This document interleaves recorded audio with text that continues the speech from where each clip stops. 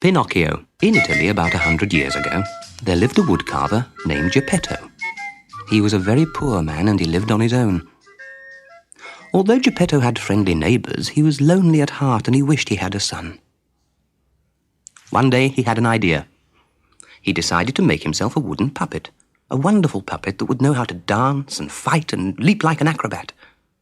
With this puppet, Geppetto could travel the world. People everywhere would pay a lot to see them perform their tricks.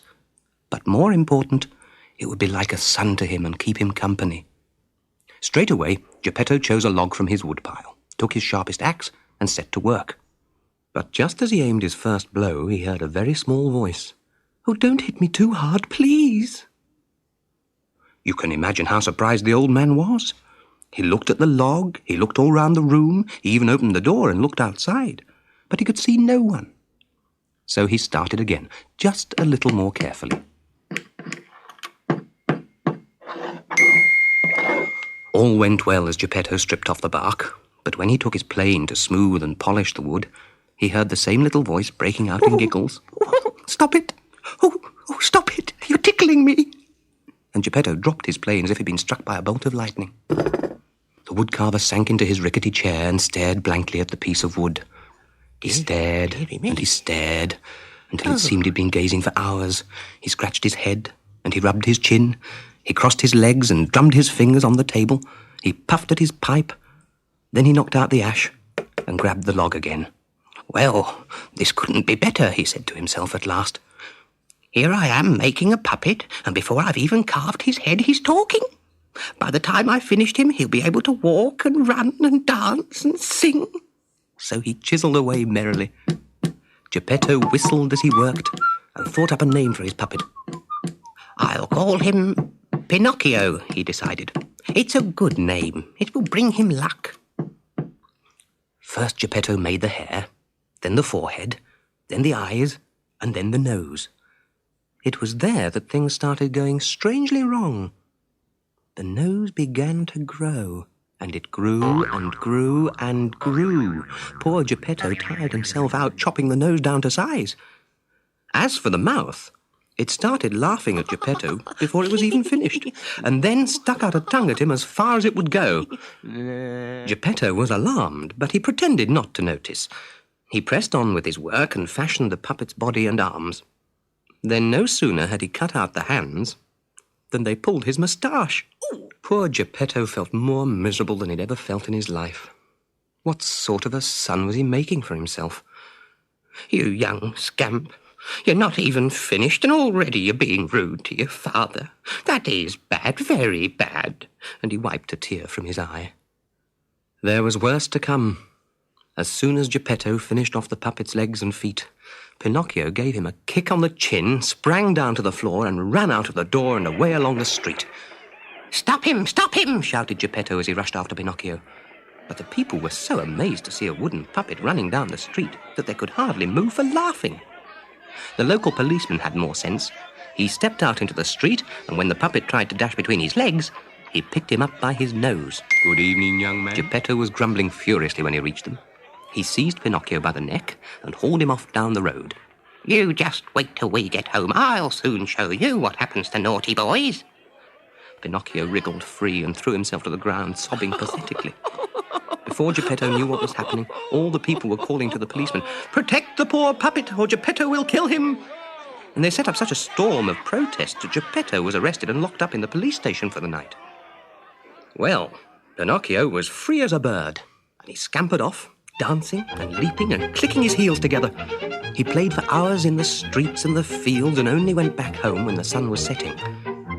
He pushed the door open and threw himself down in Geppetto's old chair by the fireside. Outside, darkness was falling, and it was turning windy and cold. But Pinocchio sat grinning with pleasure. He was warm and cosy, and on the very first day of his life he was his own master. But Pinocchio was not alone in the room. As he lay back in the chair and closed his eyes, he heard a rapid clicking noise, like the teeth of a comb being scraped on a table's edge. "Grrr, grrr, grrr." "Who's there?" said Pinocchio. "It is I." Pinocchio turned round and saw a big insect crawling slowly along the wall. "I am the talking cricket. and I have lived in this room for 100 years and more. So what? It's my room now, so just buzz off and leave me alone. I will not go until I have told you a great truth, replied the cricket. Boys who rebel against their parents never come to any good in the world, and sooner or later they will be bitterly sorry for what they have done. This was the last thing Pinocchio wanted to hear. Hold your tongue, you silly croaker, go away. But the cricket took no notice. Poor Pinocchio, I pity you. You really do have a wooden head. And what is more, you will come to a bad end. At these words, Pinocchio lost his temper. He snatched Geppetto's mallet from the workbench and hurled it at the cricket. Maybe he didn't mean to hurt him, but the mallet hit the little creature right on the head, and he scarcely had time to cry out before he fell limply to the ground. That shut you up, said Pinocchio, and he tried to go to sleep. It was the start of a miserable night for the wicked puppet. No sooner had Pinocchio closed his eyes than he began to feel hungry. So he looked around for something to eat. He hunted high and low, but he couldn't find a scrap of food. Just as he was giving up, he spotted an egg lying in a pile of wood shavings. He eagerly cracked it open over a pan, and a tiny chicken popped out, ruffled its feathers twice, and flew out of the window. Pinocchio was aching with hunger. He ran out into the empty streets and searched everywhere for food, but there was nothing to be found. In desperation, he rang on a neighbour's doorbell to beg for a meal. But a crotchety old man, angry at being disturbed in the middle of the night, poured a great basin of water all over him. Pinocchio slunk home like a drowned rat, so cold and exhausted that he flopped down in the chair with his feet in the hearth. For the rest of the night, he slept and snored. And all the time, his wooden feet were in the fire. Little by little, they burned away to cinders. By the morning, he couldn't even stand up. Geppetto came back from the jail fuming with anger. But when he saw poor Pinocchio crawling around on the floor, he felt very sorry for him and gave his son the 3 pears he'd bought for his own breakfast. Then he placed him gently on the workbench and lovingly carved him a new pair of feet. After they were finished, the old woodcarver cut out a special set of clothes for Pinocchio, a pair of short trousers, a colourful shirt of flowered paper, and a cap made from a crust of bread. Pinocchio was so relieved to be able to walk again, and so excited with his new clothes, that he leapt up from the workbench, threw his arms around Geppetto's neck, and kissed him again and again. "Oh, please help me, Daddy," he sobbed, and he poured out the story of the cricket's warning. "Don't let me come to a bad end. I do want to be good." They hugged each other for a long time.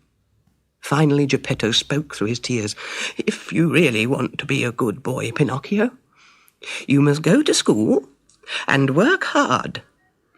"Oh, I will," cried Pinocchio. "I will. I promise I will." Pinocchio had promised Geppetto he would be a good puppet and go to school. But first he needed a spelling book, and the woodcarver was so poor that he had no money to buy one. Geppetto pulled out his pockets one by one. Then he looked in the rusty old tin on his workbench, but there was not a penny anywhere. With a deep sigh, he put on his coat and went to the door.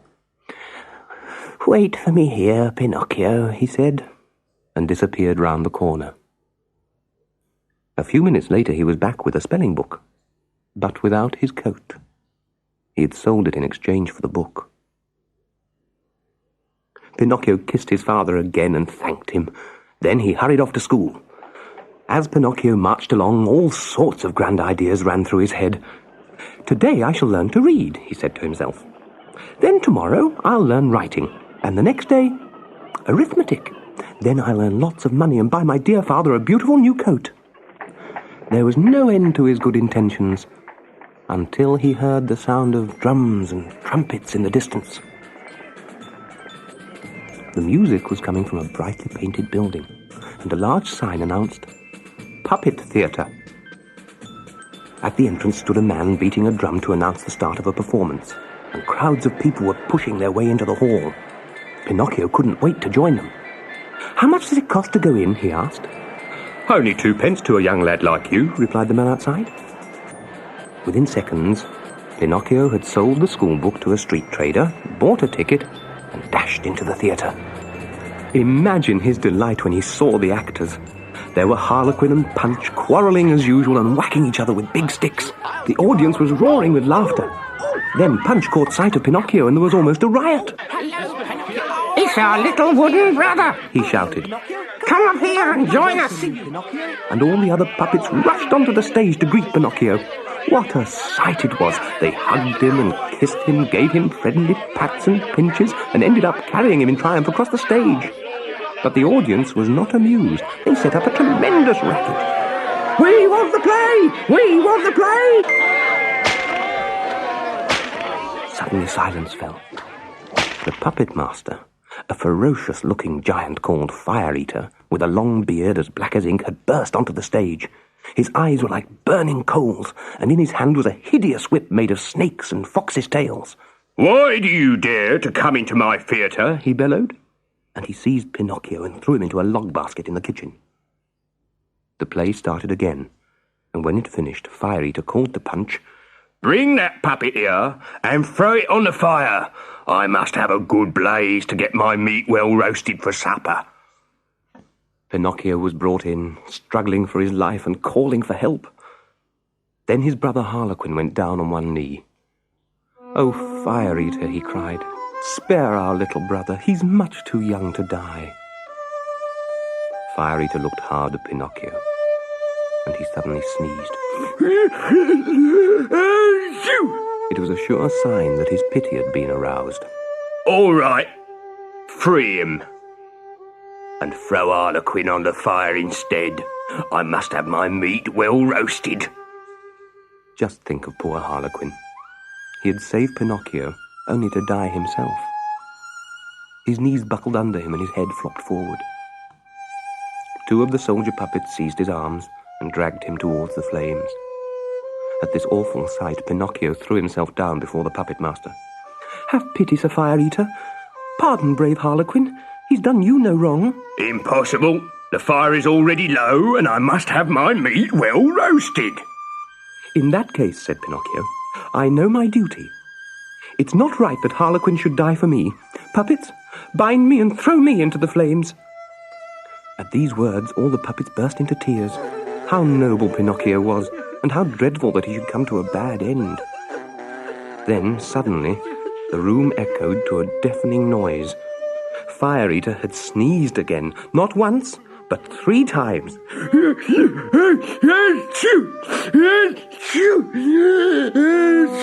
And when he finally stopped, he lifted Pinocchio into his arms.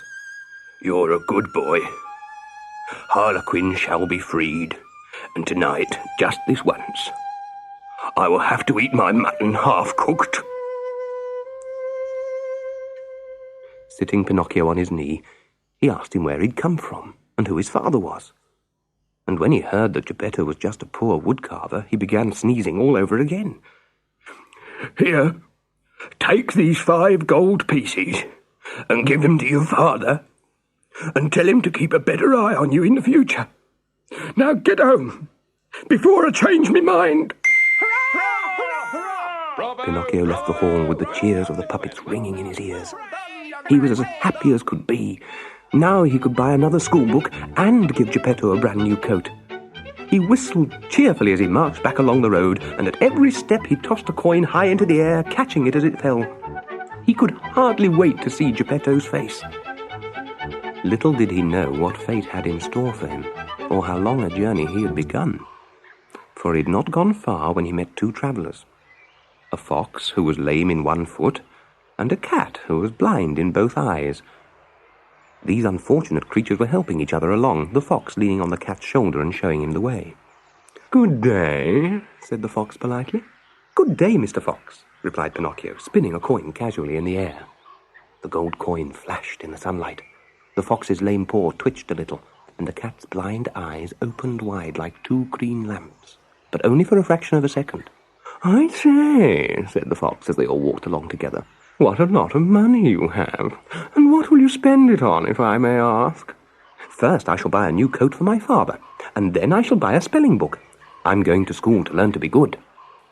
"Oh dear," said the fox, "look at me. Through my long years of study I have lost the use of my paw." "And look at me," said the cat. Through my long years of study, I have gone blind." At that very moment, a blackbird perched in the hedge called out a warning. "Pinocchio, don't listen to those bad men." But before he could finish, the cat sprang on the bird and gulped him down in a single mouthful, feathers and all. "Nothing but trouble, blackbirds," sneered the cat. They were all halfway to Pinocchio's house when the fox suddenly stopped. "How would you like to double your money?" he asked. Naturally, Pinocchio was very interested, especially when the cat explained that doubling your money was child's play. If you knew how, you could easily turn 5 gold coins into 500, or even 5,000. "All you have to do," the cat continued, "is to bury your money in the field of miracles. You water it, salt it, leave it for 2 hours, and then what do you find? Your money has grown into a magnificent tree laden with hundreds of bright new coins." Instantly, Pinocchio forgot all about his father, the new coat, and the schoolbook. All he could think of was the wonderful field of miracles. He just had to see it. And at the very next turning, the fox and the cat led him away down a narrow winding lane and out into the country. With his 2 shady companions, the fox and the cat, Pinocchio was still trudging along when the sun went down. "Look," said the fox suddenly, "there's the Red Crab Inn. We can have a bite to eat, then press on at midnight to arrive at the Field of Miracles by dawn tomorrow." But when they sat down at the table, none of them, it seemed, had any appetite. The cat could only squeeze down 35 helpings of fish and 4 helpings of tripe, while the fox struggled gamely with a few dozen partridges, 6 rabbits, and a hare. Pinocchio ate nothing at all. He could think only of the great day to come. After their snack, the fox ordered rooms for the 3 of them, and they all went off to sleep, leaving firm instructions to be woken at midnight. But when the innkeeper shook Pinocchio awake, he had strange news. "The fox and the cat have been called away early. They'll meet you at the Field of Miracles at sunrise if you make your own way there. Oh, and would you mind paying the bill for all 3 of you?" Pinocchio handed over one of his 5 precious gold coins and hurried on his way. Dark clouds covered the stars, so he whistled to help keep up his spirits. Everything seemed very eerie. And then, as the road led through a dense wood, Pinocchio heard a rustle of leaves behind him. There in the gloom were 2 hooded figures, and they were chasing him. The robbers were catching up fast, so Pinocchio popped the 4 gold coins into his mouth and scrambled up a tree. Surely he'd be safe there. But looking down, he saw the robbers set fire to the tree, and in no time at all, flames were darting up towards him. Pinocchio made a huge leap down onto the ground and raced away again. He sprang across a large ditch and turned to see the robbers fall in, but they were out again in a trice and following as fast as ever. Then, as Pinocchio felt he could run no further, he saw a little cottage and staggered towards it.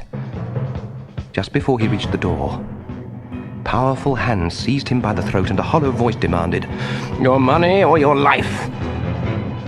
Pinocchio shook his head. "Come on now, no nonsense. Where's that money? Tell us or we'll kill you." "No, no," cried poor Pinocchio, and the coins clinked in his mouth.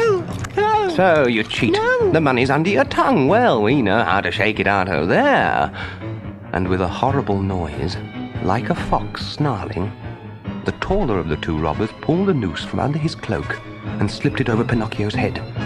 Seconds later, the poor puppet was dangling from the nearest tree. The 2 robbers slunk away.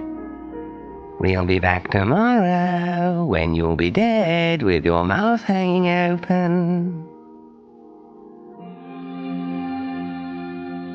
As Pinocchio's flimsy body swung in the night wind, he thought of all the warnings he'd been given, until his breath failed him, and he hung stiff and silent. Now the owner of the cottage was a beautiful fairy, who'd lived in the wood for more than 1,000 years, and she had seen everything from her window. As soon as the robbers were out of sight, the fairy sent her very best carriage, driven by a poodle and drawn by 100 pairs of white mice, to bring the limp body of Pinocchio to the cottage. Soon at his bedside stood 3 worried doctors, an owl, a crow, and a cricket, discussing their patient. And what should Pinocchio hear first as he woke but the voice of the cricket? I've seen that puppet before. He's a good-for-nothing rogue, a disobedient son who will make his poor father die of a broken heart. Pinocchio burst into tears. But the sound of the sobs made the doctors happy, for their patient was obviously alive. When a dead person cries, it's a sign that he's getting much better, droned the owl. I think we may leave now, gentlemen. And out of the door they went. Then the fairy felt Pinocchio's forehead. He still had a high temperature and was very ill, so she made him some medicine. But because it was bitter, the puppet refused to take it. And when the fairy gave him sugar to sweeten the taste, he crunched down the sugar and refused the medicine. At that, the door swung open and 4 black rabbits entered the room, carrying a coffin for Pinocchio. We have come to take you away, said the head rabbit. To take me, squealed Pinocchio. But I'm not dead. Fairy, oh fairy, give me the medicine, please. And Pinocchio downed the bitter liquid in one swallow. What a waste of our time, grumbled the rabbits. That's another journey made for nothing. And they all trooped out of the room, muttering. What a waste of time. All that journey made for nothing. A few minutes later, back we go. Pinocchio was well again. This is quite normal, you know. Wooden puppets are not often ill for long. He told the fairy the whole story, and boasted about how clever he had been to hide the gold under his tongue. But where's the gold now? Asked the fairy. I've lost it, said Pinocchio. And at once his nose began to grow. And where exactly did you lose it? In the wood. And his nose grew even more. No, I remember. I didn't lose it. I swallowed it. And with that enormous fib, his nose grew so long that he couldn't turn around. If he turned left, his nose struck the bed. And if he turned right, it hit the window pane. You're lying, Pinocchio, smiled the fairy. And she explained to him that every time he told a lie, his nose would grow. Poor Pinocchio was in misery, and the fairy had to stifle her laughter. So she called a flock of woodpeckers to trim his enormous nose back to its usual size.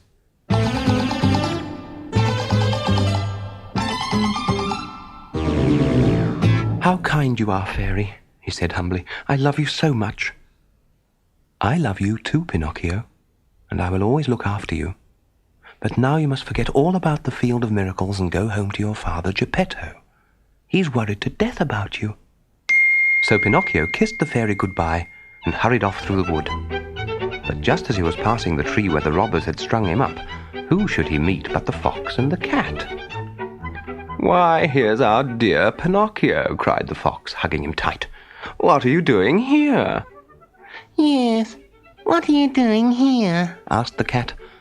Pinocchio told his story once again, while the 2 crafty animals pretended to be amazed. How sad they were to hear his tale and how helpful they would be. You can guess what happened. In no time at all, Pinocchio had forgotten Geppetto and set off for the Field of Miracles with the fox and the cat.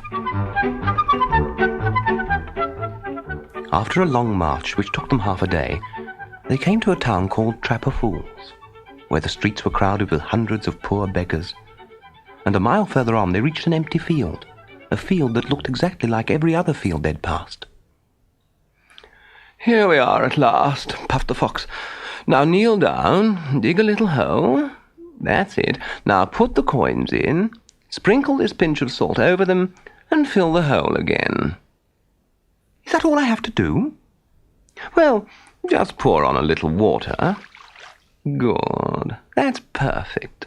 We'll all go away now, but if you come back in 2 hours' time, you'll find a thick bush poking through the ground with its branches weighed down with gold. Pinocchio couldn't thank his friends enough. He wanted them to stay and take at least 1,000 of the new coins as a reward for their help. But the cat wouldn't hear of it. We need no reward. It's quite enough for us to see you so wealthy and contented. So saying, they all shook hands and parted on the very best of terms. Pinocchio walked back to Trap of Fools and counted the minutes on the church clock. When the 2 hours were nearly up, he hurried off to collect his gold. His head was full of plans about how he would spend the money and help Geppetto. But when he entered the field again, He could see nothing. Absolutely nothing. With an awful sinking feeling in his stomach, Pinocchio ran to the place where he'd buried the coins. The hole had been dug open again and was completely empty. As Pinocchio fell to his knees in despair, he heard a low cackle of laughter from the tree behind him. Looking round, he saw a large parrot preening its feathers. Gah! Gah! Gah! What a fool you are! I nearly died laughing when I saw you plant that gold. Gah! Gah! That crafty old fox and cat came back while you were away, dug up the coins, and fled like the wind. Gah! Gah! Gah! And with the shrieks of the parrot ringing in his ears, Pinocchio hurried back to Trap o' Fools and went straight to the law court to demand justice.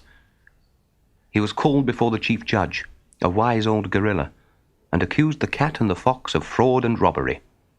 When the judge had heard the evidence, he rapped his mallet on the table and passed judgment. "You are a fool, Pinocchio, and fools must be trapped. Since you have lost 4 gold coins, you will go straight to jail and stay there 4 months." And with a hollow clang, the prison doors slammed shut on poor Pinocchio, the puppet who just could not be good. After 4 long months in prison, Pinocchio was finally set free. And when the iron doors swung open, his only thought was to hurry away from the horrible Trap of Fools. First he would visit the fairy, and then he would go home to his father Geppetto. The road was muddy from days of rain, but Pinocchio skipped along merrily until, turning a corner, he found his way completely blocked. An enormous snake with glaring red eyes and smoke billowing from its tail lay right across the path. Pinocchio was too scared to try and pass the snake, so he waited at a safe distance for it to move. But the snake just stayed where it was, staring at him with its fiery eyes. At last, Pinocchio summoned up all his courage, walked right up to the snake, and asked very politely if it would let him pass. To his amazement, the snake immediately lay down and closed its eyes. Even its tail stopped smoking. He must be dead, thought Pinocchio. And he tried to jump over the body. But just as he took off, the snake reared up angrily and Pinocchio was thrown backwards and landed head down in the mud. The snake had only been playing, and now it burst into a great fit of giggles at the sight of the puppet's wriggling upside-down body. But it laughed so much at its own joke that it suddenly split its sides and collapsed. This time the snake really was dead. So Pinocchio picked himself up, clambered over it, and ran on down the path. After all the excitement, he felt very hungry. So when he saw some juicy grapes growing in a field, he climbed over the fence to pick a bunch. It was a big mistake, for just as he was stretching out his hand, there was a loud crack as the jaws of a hideous iron trap snapped fast around his legs. Poor Pinocchio screamed and yelled for hours, but no one came. Then, through the gloom, a farmer appeared. "Well, well, what have we got here? Ah, so it's you that's been catching my chickens, and I thought it was weasels." "It wasn't me, really it wasn't. I only wanted some grapes." "Anyone who steals grapes is quite capable of stealing chickens. You're coming with me to the farmyard. My guard dog died this morning, so you can take his place." And to Pinocchio's horror, the farmer buckled a heavy dog collar around his neck and chained him to a kennel. "If you see any of those thieving weasels, you bark at once, understand?" Then the farmer went off to bed, leaving the puppet with a bowl of water and an old bone. Pinocchio lay down on the straw. Oh, how miserable he was. Finally he cried himself to sleep. But soon he was woken by strange noises. There, right inside the farmyard, were 4 large weasels. One of them tiptoed over to the kennel. "Evening, Melampo." "I'm not Melampo, he's dead. I'm a puppet, and I'm here as a punishment." Never mind. We'll give you the same deal as we had with Melampo. If you keep quiet and let us take 8 chickens each week, there'll be 1 plump chicken for you, all right? Well, And before Pinocchio could say more, the weasel had opened the door to the chicken house nearby and slipped inside. Quick as a flash, Pinocchio slammed the door behind them, rolled a large stone against it, and started barking as loud as he could. The weasels hammered at the door, but it was no use. The farmer came running out with his gun, caught all 4 weasels, and tied them up in a sack. "At last I've got you! You're for the cooking pot, you robbers! What a magnificent dog!" The farmer was so pleased with Pinocchio that he set him free and sent him on his way with many thanks. The puppet went off as fast as his legs would carry him, and he didn't stop running until he came to the wood where the fairy had lived. That's right, where the fairy had lived. Poor Pinocchio found no sign at all of the fairy's house. There was only a marble stone with these sad words engraved on it. "Here lies the fairy who died of sorrow when she was abandoned by Pinocchio."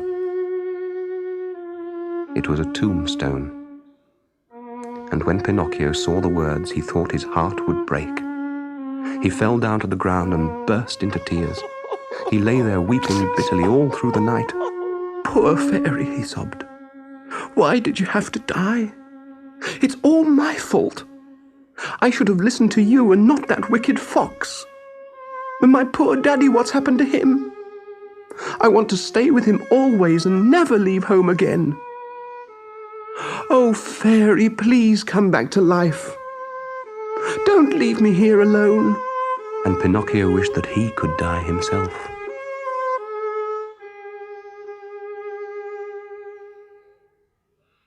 Then, in the green light of dawn, a huge dove flew overhead.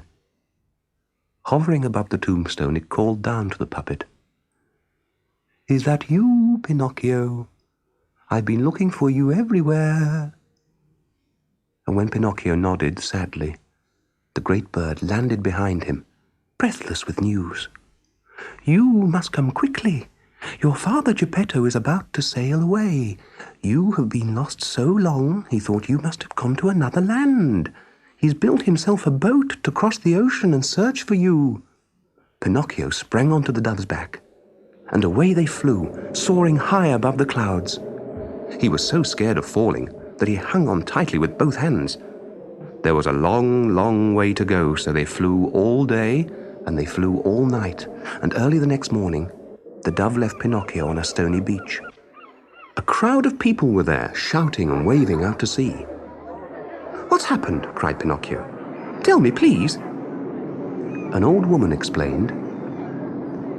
"A father has set out in a tiny boat to find his lost son. But now the storm has blown up, and he's sure to drown." Pinocchio scrambled up a high rock and stared out to sea.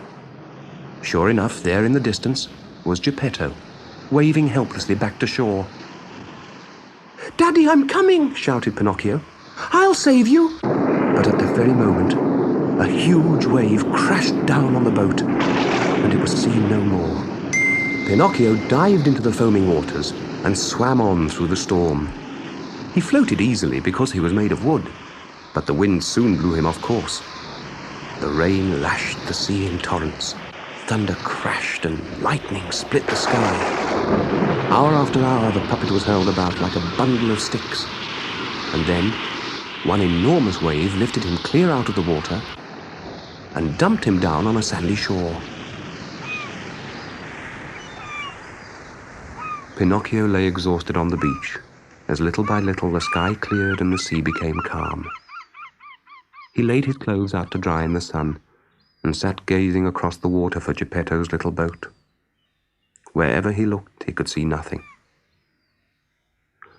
But then, a large fish came swimming round the bay, close to the shore.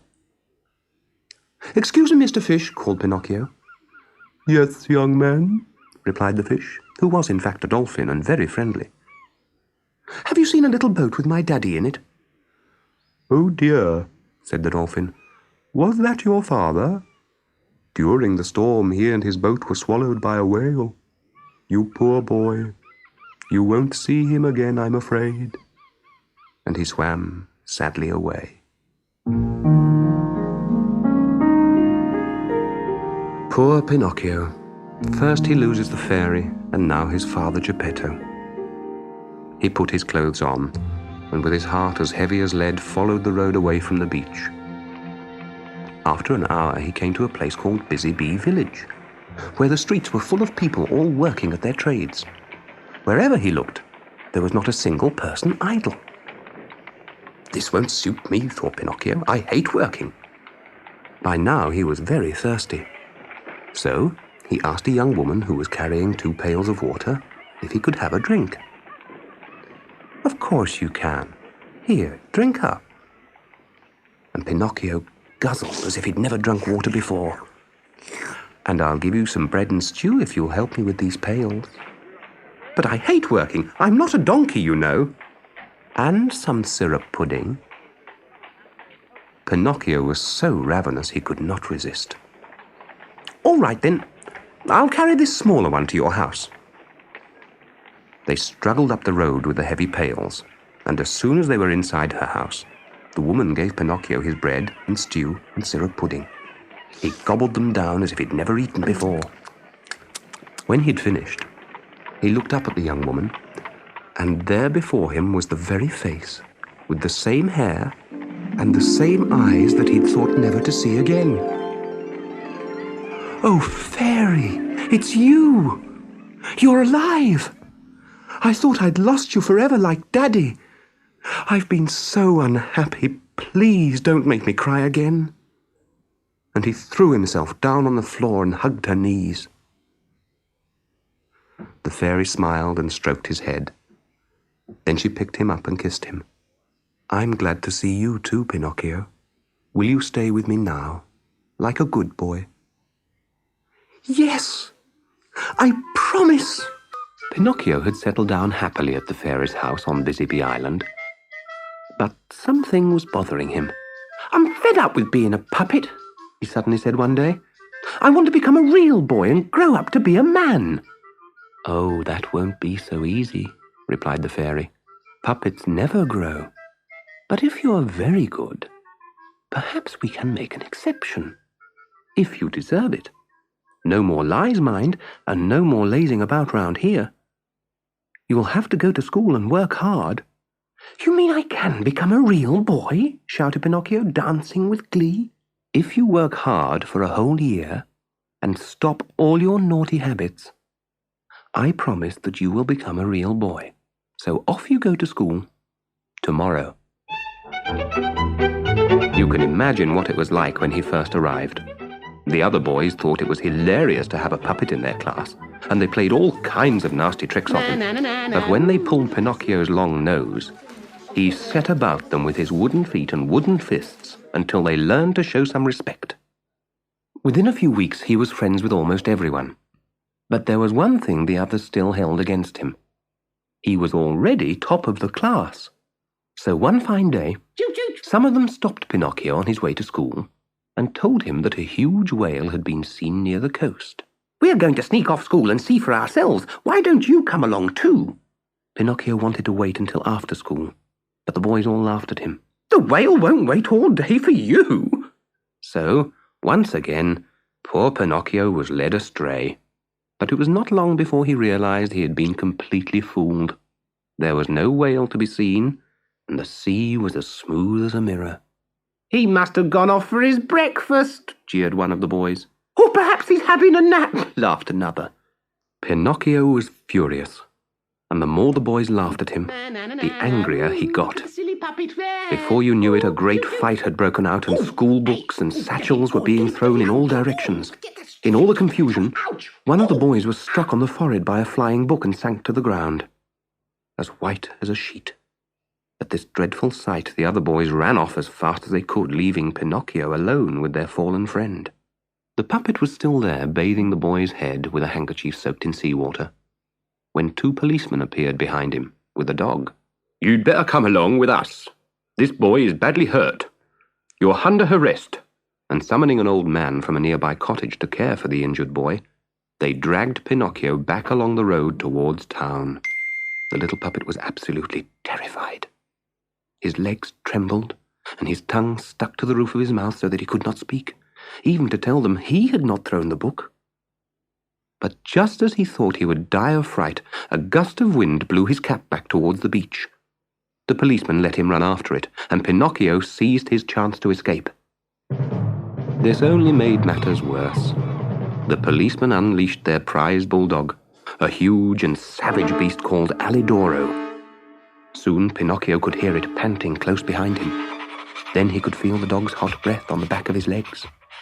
Now he was almost at the cliff edge, and with a last desperate leap, he flung himself into the waves and swam out. Alidoro tried hard to stop, digging his paws into the ground, but his speed carried him deep into the water. The poor dog could not swim. He struggled to keep afloat, but it was no good. As he came to the surface for the third time, his eyes were rolling with terror, and he barked piteously, "Help me, Pinocchio! Save me from drowning!" When he heard this feeble cry, Pinocchio's heart melted. He swam quickly back to drag the dog ashore, then dived into the waves once more and swam off. The grateful words of the bulldog followed him. "Goodbye, Pinocchio! You saved my life!" The puppet swam on round the coast looking for a safe place to come ashore. At last, reaching a rocky headland, Pinocchio saw a plume of smoke rising from a dark cave. He swam close to take a better look, and was just about to climb ashore when suddenly he felt himself being hoisted clean out of the water. He'd been caught in a fishing net and was trapped in a shoal of wriggling fish. At that very moment, a gigantic fisherman emerged from the cave. He was as ugly as a sea monster and scaly all over. His head was covered with a thatch of seaweed, his scaly body was green, his bulging eyes were green, and his beard was long and slimy. "So, another good catch today," he growled, hauling in the net. And he stamped back into the cave where a huge frying pan was sizzling over the log fire. "Now then, what have we got here? This mullet looks good." And one by one he seized the fish, dabbed them in the flour, and tossed them into the pan. "Oh, these sardines look delicious, and what beautiful whiting. But what's this? This is a new one." And he plucked poor Pinocchio out of the net, all dripping wet and shaking with fear. "I'm not a fish. I'm a puppet. Please let me go. I won't taste very nice." "Let you go? You must be joking. Do you think I'd miss the chance of tasting such a rare fish? I've never caught a puppet before." He rolled Pinocchio slowly in the flour, well seasoned with salt and pepper, and held him over the pan. Just then, there was a great growl, and in rushed Alidoro, drawn to the cave by the wonderful smell of cooking. "Get out!" shouted the fisherman, trying to kick the dog. "Save me, Alidoro!" cried Pinocchio, struggling pathetically in the giant's hand. The faithful hound leapt into the air, snatched the floury puppet from the giant's grasp, and bolted out of the cave. Alidoro carried Pinocchio back to the beach where their adventure had started. "There," he said. "You saved me first. Now I've saved you. In this world, we must all help each other." And Alidoro licked the puppet warmly before heading off again in search of his masters. It was late in the day now, and Pinocchio was eager to get home. The road to the village took him past an old man's cottage, where he was told that the injured boy had recovered and that the police were no longer searching for him. It was a great relief, but the puppet was still worried about owning up to the fairy. "What on earth will she say?" he fretted. "I'm sure she will never forgive me, and it serves me right. I always promise to be good, but I never keep my word. I'll never become a real boy." By the time Pinocchio reached the fairy's house, night had fallen, and he was cold and tired and very hungry. But when he knocked on the door, there was silence. Had the fairy left him again? He waited and waited. At last, after half an hour, a window opened at the top of the house, and a big snail looked out with a lighted lamp balanced on her head. "Who's there at this time of night?" she asked. "It's me, Pinocchio. Is the fairy home?" "The fairy is asleep and must not be woken, but I will come down and let you in." An hour passed, and then 2, but still the door did not open. Pinocchio was freezing cold, so he knocked again. This time, a window on the 3rd floor opened. The snail looked out again. "My dear boy, there's no use knocking like that. I'm a snail, and snails never hurry." And she pulled the window shut. Shortly afterwards, midnight struck, then 1 o'clock, and then 2, and the door was still closed. Poor Pinocchio! There was nothing he could do but wait. He stood there by the door all night, until at dawn the door finally opened. The snail had taken 9 hours to come all the way downstairs. "You cannot come in yet," she said. "The fairy is still asleep." "Then at least bring me something to eat," pleaded the puppet. "I'm starving." "At once," said the snail. And she returned 2 hours later with bread, roast chicken, and fruit, all on a silver tray. Pinocchio tore hungrily at the food, but to his horror, he found that none of it was real. It was all made of cardboard. Exhausted by all his dreadful ordeals, he fainted. When he came to, he was lying on a sofa inside the house, with the fairy beside him. She was not angry, but she gave Pinocchio a solemn warning. "You know you've done wrong.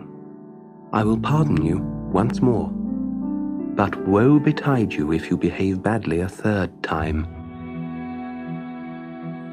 Pinocchio promised again and again to change his ways forever, and this time he meant it. He never wanted to go through a day and night like that again. He had learned his lesson, and he kept his word perfectly for 1 whole year.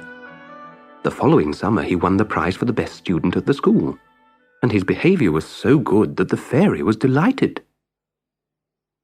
When he came home from school, she said, "Your wish shall be granted. You shall be a wooden puppet no longer. Tomorrow night you will become a real boy."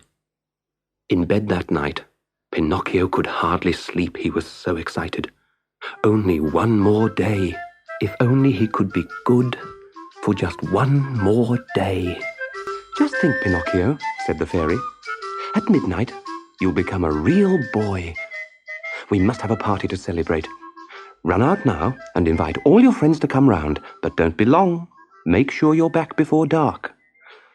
"I'll be back, I promise," shouted the happy puppet. And he raced out of the house, jumping and dancing as he went. Pinocchio ran from door to door, spreading his good news.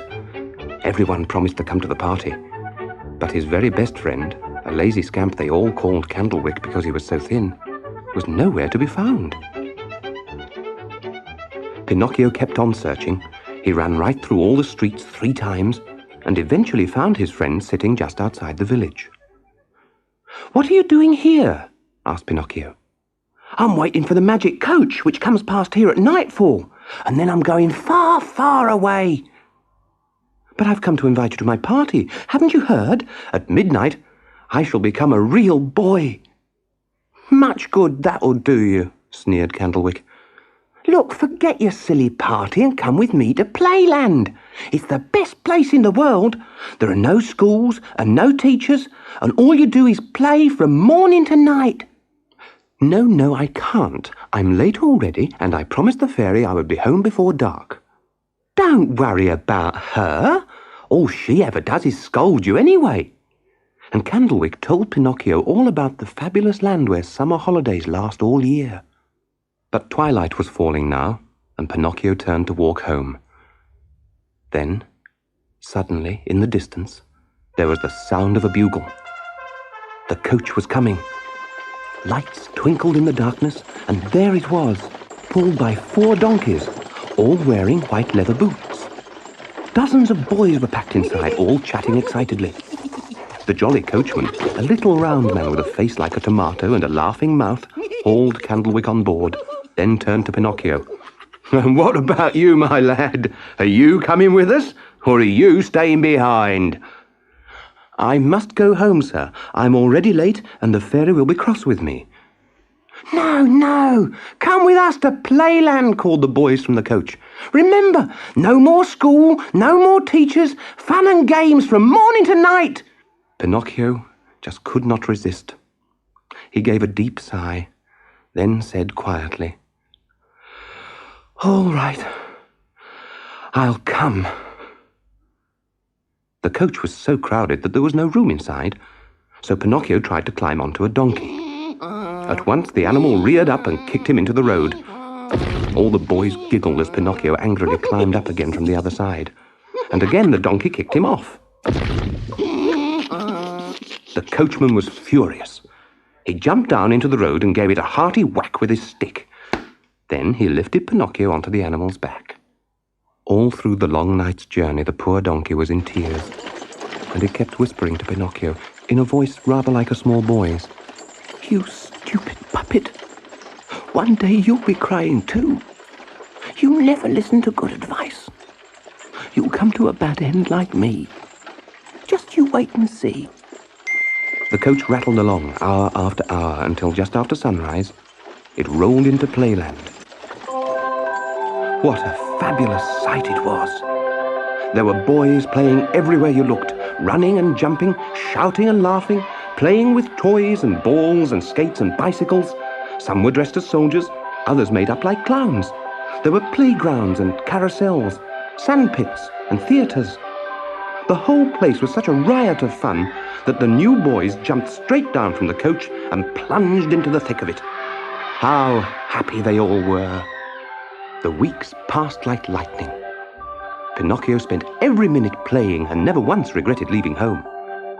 "What a wonderful life," said the puppet each time he met his friend. "And to think you wanted to go back to the fairy," laughed Candlewick. "You're lucky to have me for a friend." Then one morning, after months of bliss, Pinocchio woke up to the most unpleasant shock he had ever had. His ears were long and brown and hairy, just like a donkey's. The poor puppet was so ashamed that he burst into tears and beat his head against the wall. But the more he cried, the longer his ears grew. Finally, in despair, he pulled a long cotton cap right over his head to hide his ears and rushed off to find Candlewick.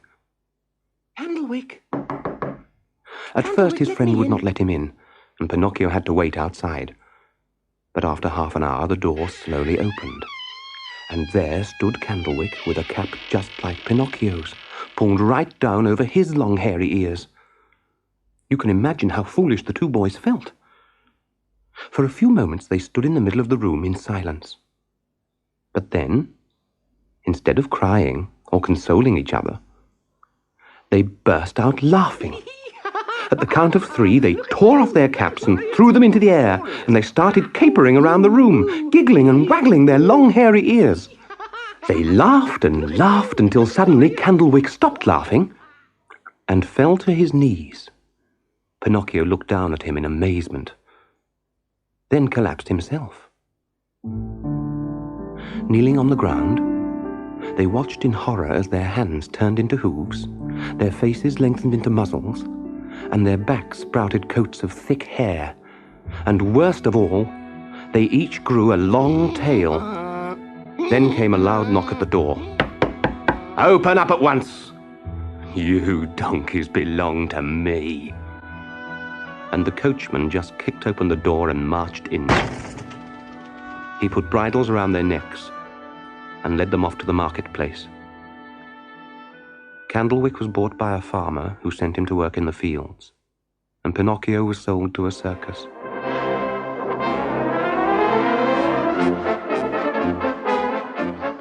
The circus ringmaster was not a cruel man, but he would not stand for any nonsense. When his new donkey refused to eat hay, he struck him with a whip. And then he drove Pinocchio into the circus ring and taught him to jump through hoops, to dance waltzes and polkas, and to stand upright on his hind legs. After 3 months of hard training, with a sound thrashing whenever he jumped badly, Pinocchio gave his first public performance. People came from miles around to see the amazing donkey, and the circus was packed an hour before the start. The ringmaster cracked his whip, and in ran Pinocchio, the star attraction. He went round and round the ring, trotting, cantering, galloping. As the crowd cheered wildly at his wonderful performance, Pinocchio raised his head in pride and looked round the audience. And who should he see in the very first row but the fairy?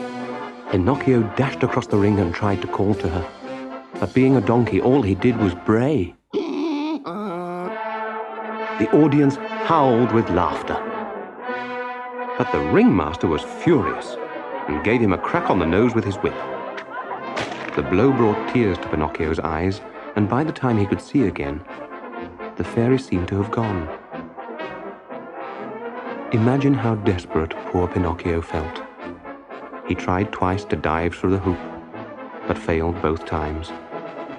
And at the third attempt, he fell so badly that he hurt his leg. It was a disaster for the circus.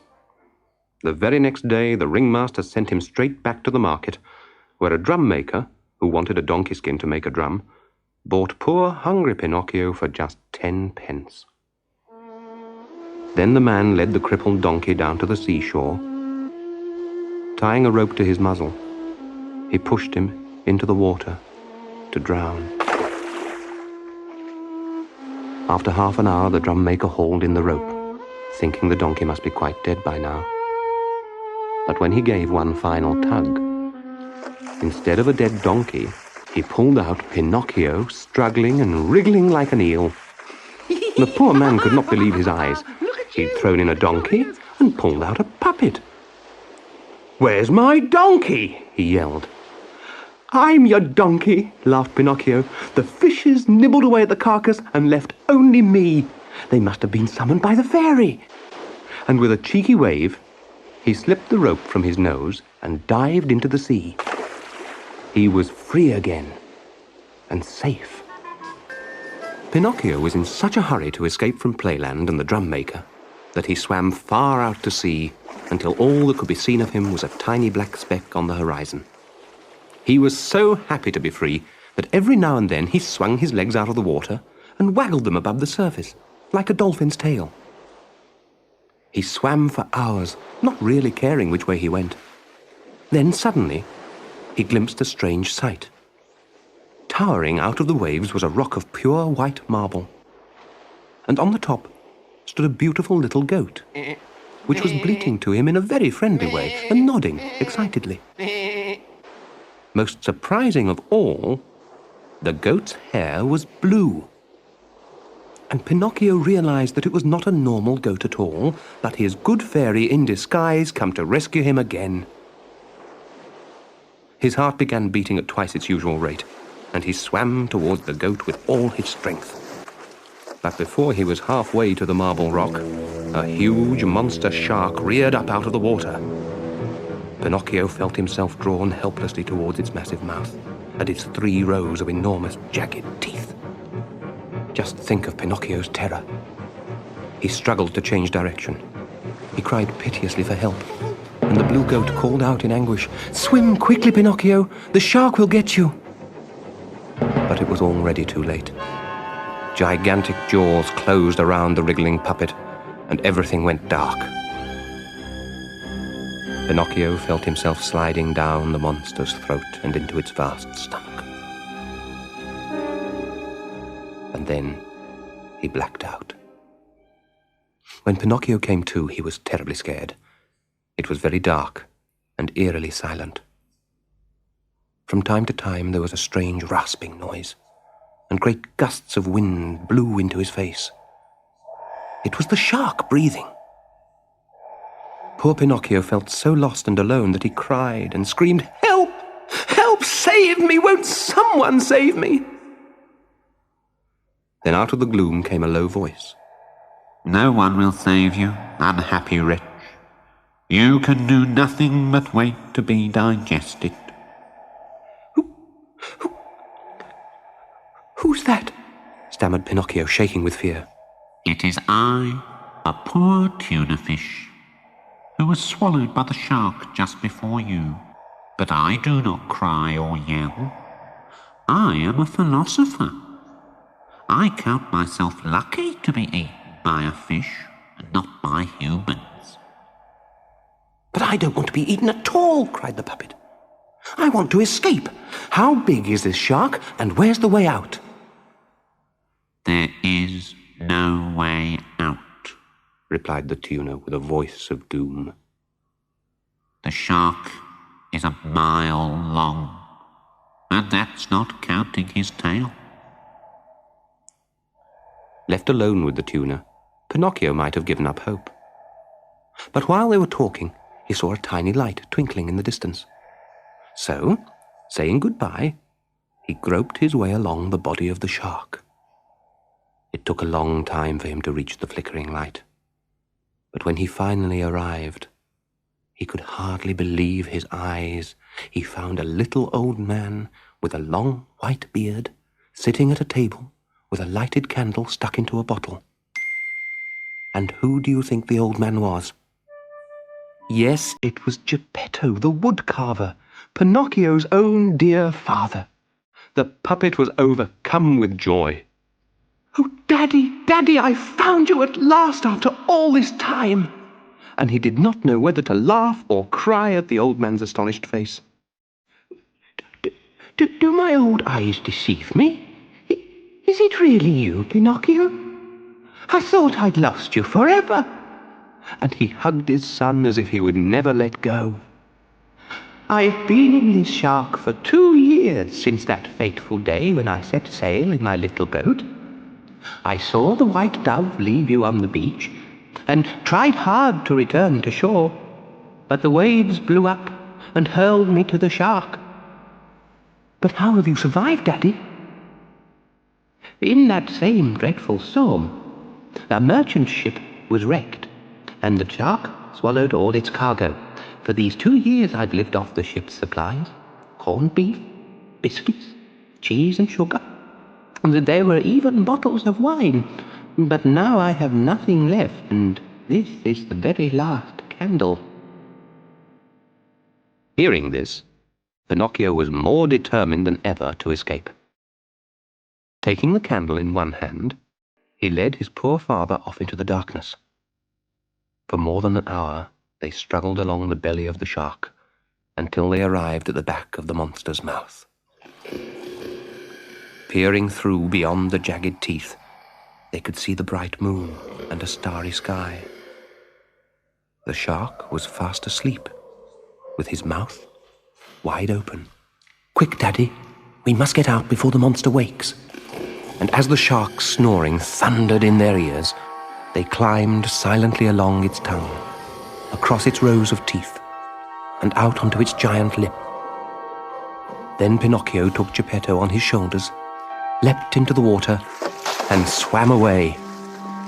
The sea was calm and silent, and the shark was still sleeping like a log. Pinocchio swam for hours, carrying his poor father, who could not swim a stroke.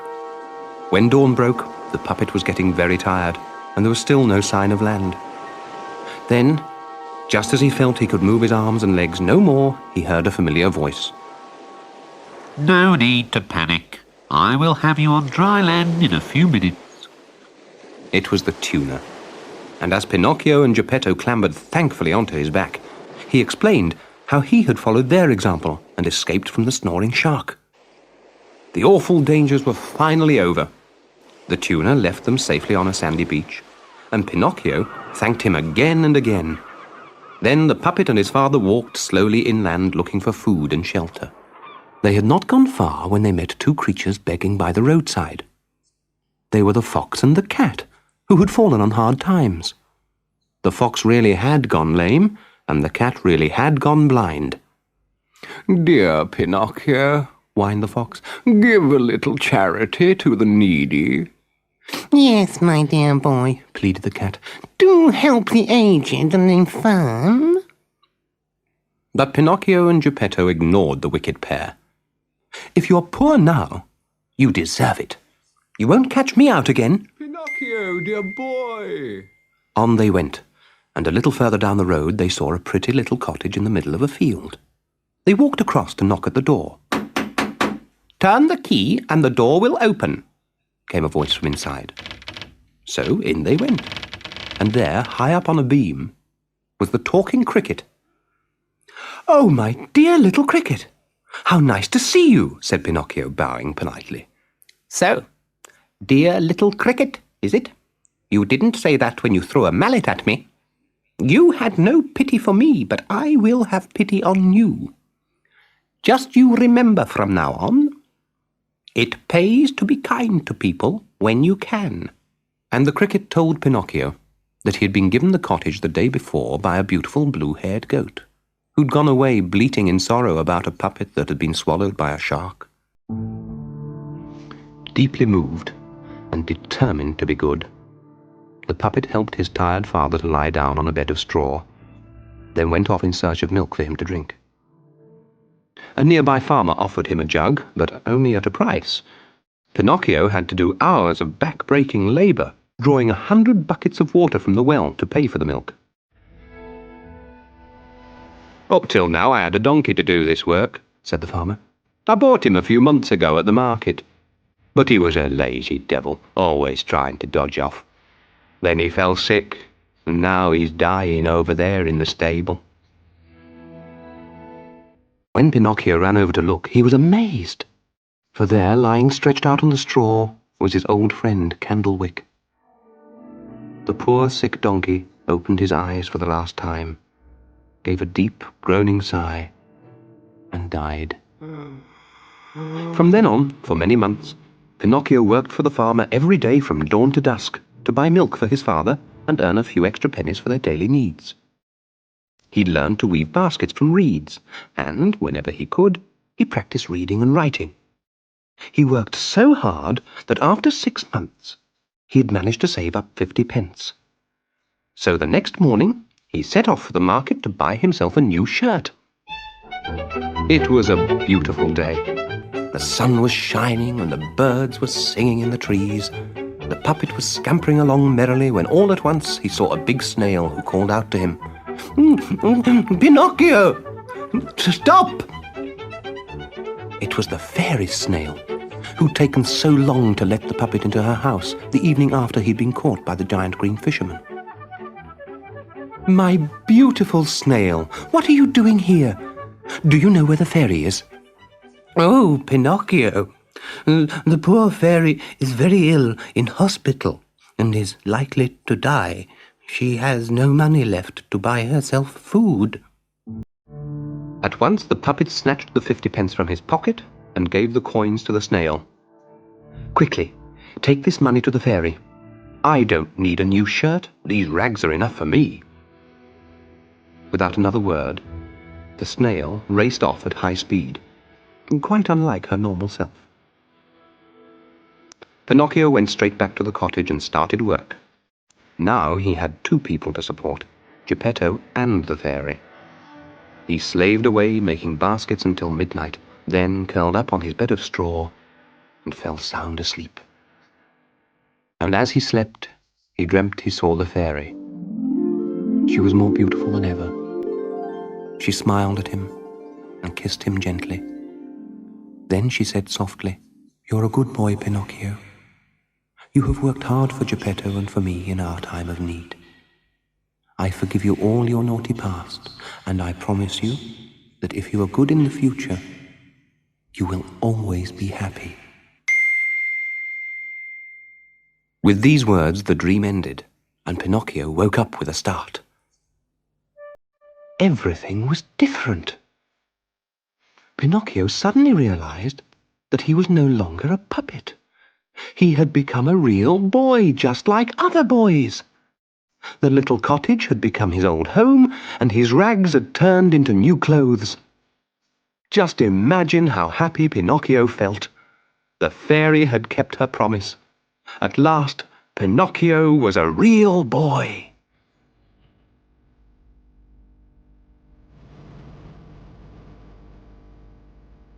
Pulling on his smart new trousers, he found a leather purse in the pocket. A note from the fairy read, "Thank you, Pinocchio, for the loan of 50 pence." And inside the purse were 50 bright new shining coins. Bursting with joy, Pinocchio ran into the next room and found Geppetto working away busily at his woodcarver's bench. Everything was spick and span, and the tools were gleaming. "This change for the better is all you're doing," he told his son, giving him a hug. "When naughty boys turn over a new leaf, they make everything seem bright. Just look at that silly old puppet down there. Aren't you glad you're no longer like that?" Pinocchio looked down to see the crumpled wooden toy leaning against a chair with its head on one side and its arms dangling awkwardly. How ridiculous I must have